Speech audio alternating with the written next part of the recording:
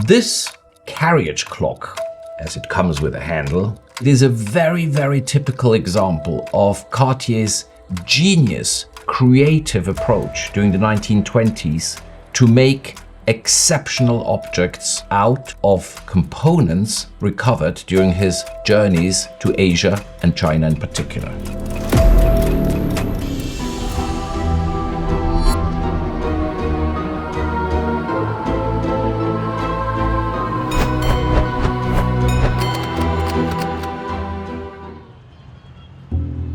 We've got here a generously proportioned desk timepiece with a case carved of hard stone, with a mother-of-pearl dial, and most importantly, in the shape of a traditional lantern. A lantern that many of us would still find when traveling to China in the evening, beautifully lit with a candle from inside, as true to the original purpose as it could possibly be. The mother-of-pearl dial is featuring those beautifully black stylized Chinese-style Arabic numerals. And once again, we find the diamond-encrusted hands depicting a dragon, one hand being the head and the other part being the tail. What is the most astonishing thing about this clock is that it is double dialed. It was, in my view, intended to be prominently sitting on an important person's desk so that the visitor and the host could simultaneously see the time elapsed of their meeting without ever having to commit the faux pas of either checking the time on their dress watch or, in 1925, one of the earliest wristwatches. We've got so many tiny but extremely thoughtful details on the case. Those tiny studs in coral, the enamel, the combination between the pale green, bright vivid orange and timeless Art Deco-ish black. Let me look for a second at this crown sitting here.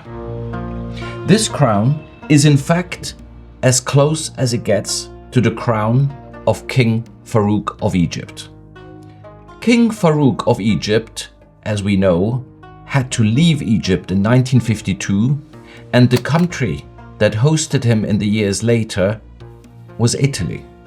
We have here the travel case that quite shockingly and surprisingly doesn't feature the Cartier stamp here, but the Bulgari Rome stamp.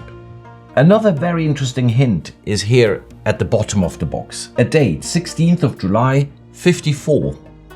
As a matter of fact, in 1954, King Farouk was in Rome. So scholars agree with my theory that Bulgari acquired this clock, cased it, and sold it at the request of King Farouk with this coronet sitting up here. The real scoop is yet to come. So you may wonder, oh, is this an early type of an electric clock? No. Let me take this pocket lamp and show you the incredible impact this clock has once it is lit. So imagine the light traveling across two dials. We did experiment with the light bulbs.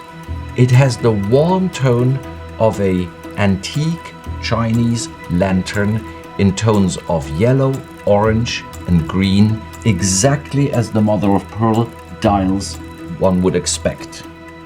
The case is so thin that also the case lights up, and especially those panels on the right and left side. In all honesty, there are, in terms of size, in the terms of use of gold and diamonds and precious stones, more impressive clocks.